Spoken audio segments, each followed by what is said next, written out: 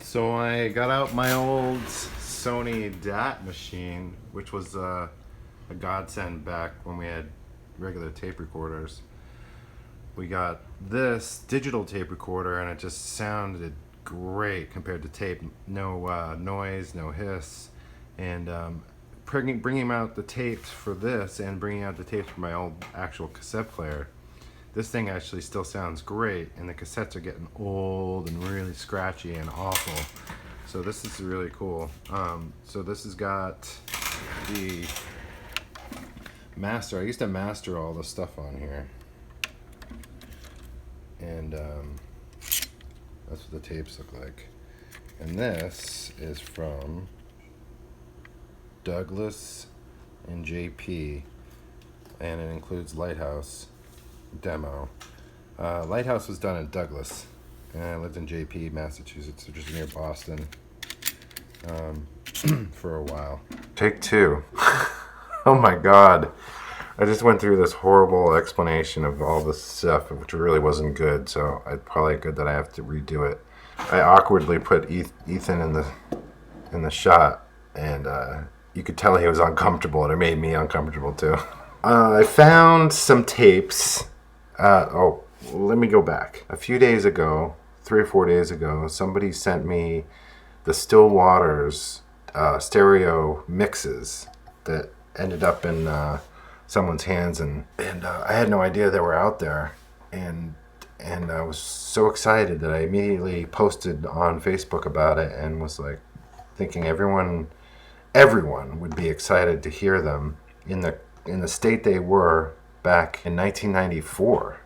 It's what we recorded, the band recorded, I produced, engineered in my apartment in Framingham, and what we used to get attention from the management trust and lead us on our way to everything that happened. Pretty cool, really cool. It shows the growth of the band. We made a lot of growth between those and the first album, and I thought it was just great history, and I knew everyone would love to hear it. So I didn't really think that anyone would have a problem with it, but I know now that we have people are not comfortable with it, and I understand that, and I'm gonna digitize those tapes and get them up to the Big Rec camp, and they're gonna sort through it and hopefully do something with those and some other things that we found recently from the first album, hopefully in the near future. After failing at that, I decided that, and the reason I'd like to share this stuff is because when I was a kid listening to bands and buying the records, it was just so amazing sounding. I was just thinking, wow, what did they sound like when they were my age, before they got in the studio and had producers and record labels and money to do stuff? What did they sound like? Do I sound as good as I should at this point? Like, should I carry on? Am I ever going to be as good as these guys? What did their demos sound like when they were kids in their homes, in their basements, in their rooms, locked in their rooms with the 4-track? What did they sound like back then? I didn't really have any reference. I didn't know if we were good enough to make it. I knew in my heart that I would make it, but I wasn't. It would have helped me if I heard what somebody had sounded like when they were 20 years old, before they got their record deal and put out their first album when they were like 26, 28. And I had said back then to myself and everyone that if we had ever made it, I'd share this stuff so that it would help other people coming up hear the development and how things changed and evolved over those years, and give them some kind of reference of where we were at in 1994 before our first record in 97, and it'd just be a cool thing to share. So I have something that I recorded by myself. It's all me before anyone else touched it, from 97.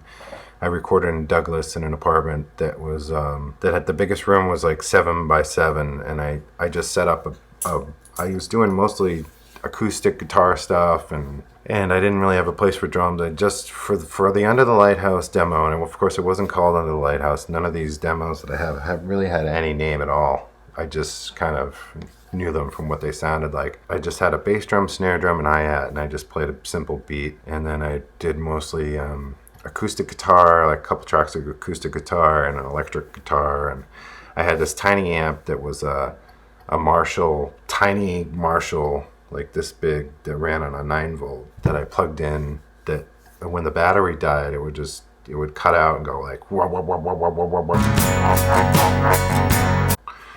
which made a cool effect that I used in that demo. I would do these whenever I had time, as I constantly wanted to record. I was more interested in recording than anything, and I would just make up stuff just to record it.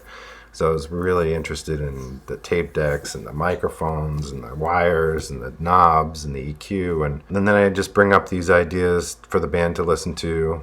And in this case, we sat in the van, which was parked below the rehearsal space that we were rehearsing in prior to going in for our last sessions at Presence Studio in Toronto with Matt DiMatteo. I think we were polishing up the last set of tunes that we were going to do, which I think included that song, the Oaf, Under the Lighthouse. Some of the most successful things I think were in that last batch.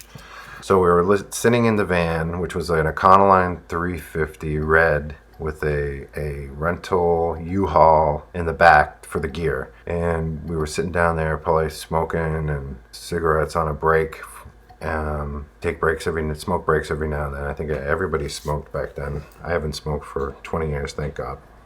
30 years. We were listening to the tape in the van, and most of the songs that I played were not interesting to anyone. And then Ian's ears really perked up when he heard the Under the Lighthouse riff, and he immediately rewound it and tried to figure out how to play it. It took a little bit of time to figure out how to play it because I had tuned it in some random tuning. I just tuned the guitar strings to whatever sounded good and just make stuff up. I had no idea what any of the strings were tuned to. Like I had no idea what to tell them to.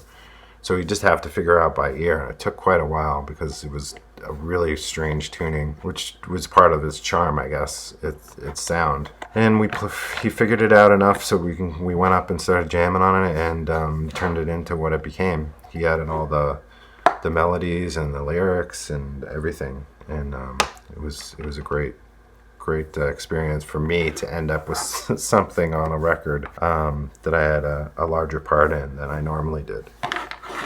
So now I have that tape, and I'm pretty sure because a couple days ago I posted about it, and this time my post didn't get removed, and I didn't get yelled at. So I think I'm good to share this with you. I'll be sharing this with you at a later date. This is kind of a teaser. I'm gonna play a song that was right after, or a couple after Under the Lighthouse demo, on the same tape. So around the same time, probably the same guitars, same setup, maybe same place. It's either Douglas or JP, and I'll show some footage of some other goodies I have. So transferring them on through some Neves, give them a little warmth. Doesn't do anything, but just a way to get it into the computer. Good way, excellent way to get it in the computer. And then I just threw it on here, and I'm going to make a WAV file out of it and then throw it in a video.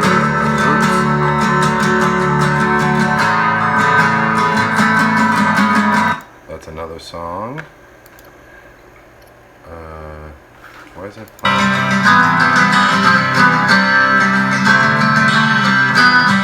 That's another song. Another song.